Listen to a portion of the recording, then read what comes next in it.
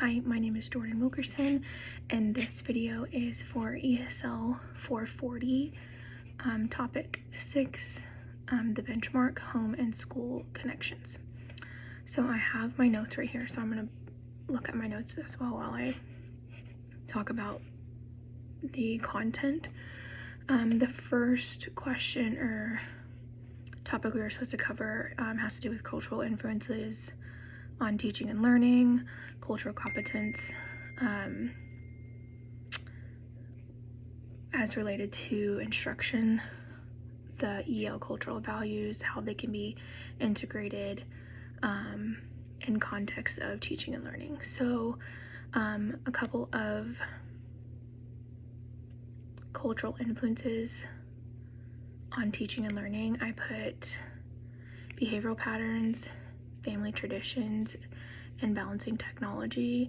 Behavioral patterns, the difference in the environment of the classroom and home, and how that can affect them as far as academically and how they work in the classroom, like what they're used to at home versus how they have to behave and act differently in the classroom. If they can do certain things at home with mom or dad or their guardian when they're more comfortable at home and in a certain environment, but they struggle with doing it in the classroom. I've seen that before. Maybe because the environment of the classroom is just not suitable for their type of learning. So then understanding and knowing that based on their culture and tweaking those things in the classroom so that the student can learn properly. Family traditions, how it would affect their learning style, kind of basically what I just said, and what they believe in just in general, and how that can affect their learning. And then balancing technology with culture. Some cultures don't use technology, don't believe in it, don't want their child using it at all. So if you're, as the teacher, if you're using technology all the time for any small group lessons or interventions for students or homework or science, like it can be used for so many things, but if you're using those in the classroom and then you have a student that their parent doesn't want them using technology, then that has to be talked about and figured out. So the students being exposed and students not being exposed can affect how the technology is used in the classroom. And then the role of cultural competence refers to the ability to understand, appreciate, and effectively interact with individuals from different cultural backgrounds. This would mean the teacher should make sure that the instruction is sensitive to the different cultural norms, values, and experiences within the classroom. These cultural values can be incorporated through work, photos, art, books, activities, cultural days, etc. Okay, the second question is, what is the role of culture in student learning? How is school and classroom environments influence language and language acquisition, and what steps are necessary to create an inclusive environment? Culture shapes how students perceive, understand, and interact with information. If the student is in the environment where they feel pressured all the time to perform a certain way, then that could affect how their skills are developed. If they feel like they're falling behind because they're not on the same their understanding of the language is not the same as their peers, then that could cause them to feel pressure, cause them to feel like they can't do something, and that can affect their relationship with the teacher, relationship with their peers, their academic performance. So creating an inclusive environment can be done by having diverse posters, pictures, books, toys, dolls, other materials that are needed in the classroom when provided examples of different things that can go along with your instruction. Make sure you have equal representation between cultures and genders as well. That way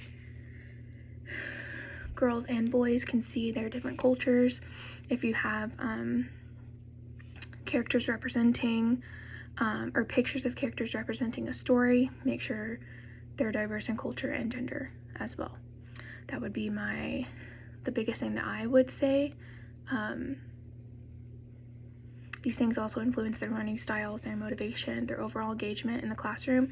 If they come into a classroom and then they see decor or anchor charts or something that points to their culture, then that would make them, I would think, excited and more willing to be engaged in the content because they feel like they're seen and heard and being represented, even at the younger ages of like pre-K and kindergarten, because they understand those things, especially when it's dealing with their culture, because that's who they are. They would understand it. Number 3 is, what are some strategies for supporting and celebrating cultural diversity with instruction? What are some strategies for leveraging home language and cultural assets? So, supporting and celebrating cultural diversity, make an effort to have something like a cultural day, I would suggest, where everyone can learn new things like vocabulary, books about the culture, even try food from the culture, see what type of clothing they wear, even what types of dances they wear, what type of dances they do or perform, to make them feel needed. The school that I'm doing my field experience, they just had a showcase day, and all the second graders learned about, with their EL curriculum, through their module, they're learning about different schools and different cultures and how they do school. And they picked a culture with the school.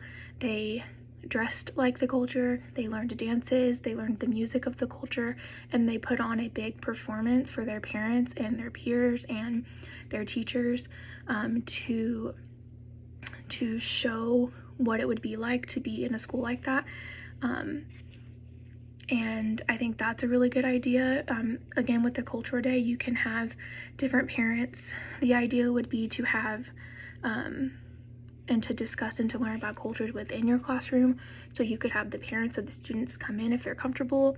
They could speak about their culture. They could talk about whatever they want to about the culture. They could bring in snacks or food or whatever that has to do with the culture, just to bring awareness and learning to the class as a whole, to try to bond them together, and help them to understand each other a little bit better, to help build those relationships.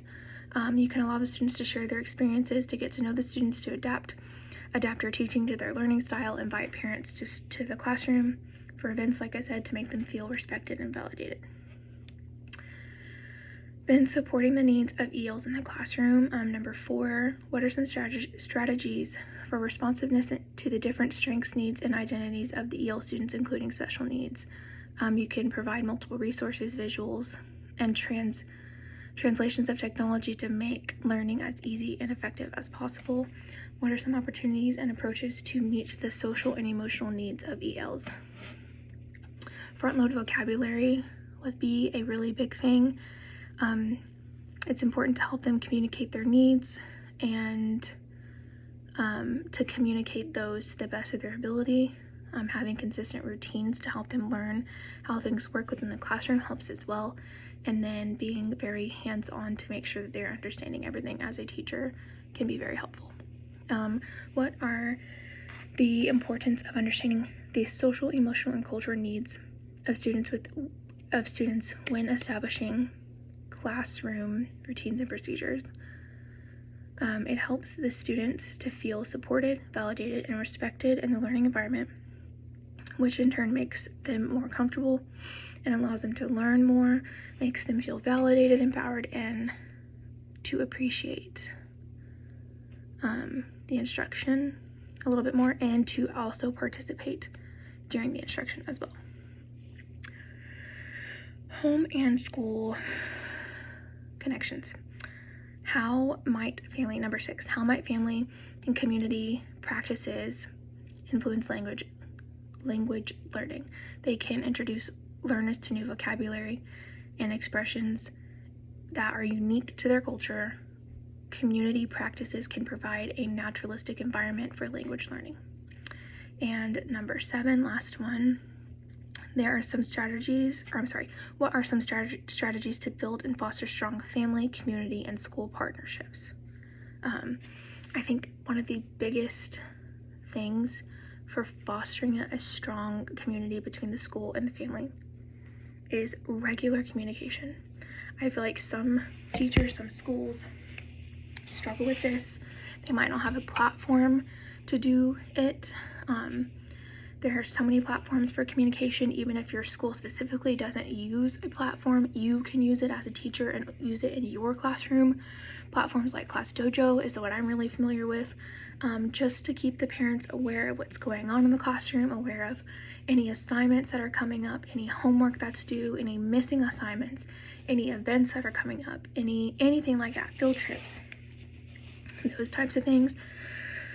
But regular communication between the school and the families, making sure that there are opportunities for family involvement, and making sure that there are also opportunities to get the community involved for collaboration. So any like events where you could get like the fire department involved or the police department involved, so the kids can see those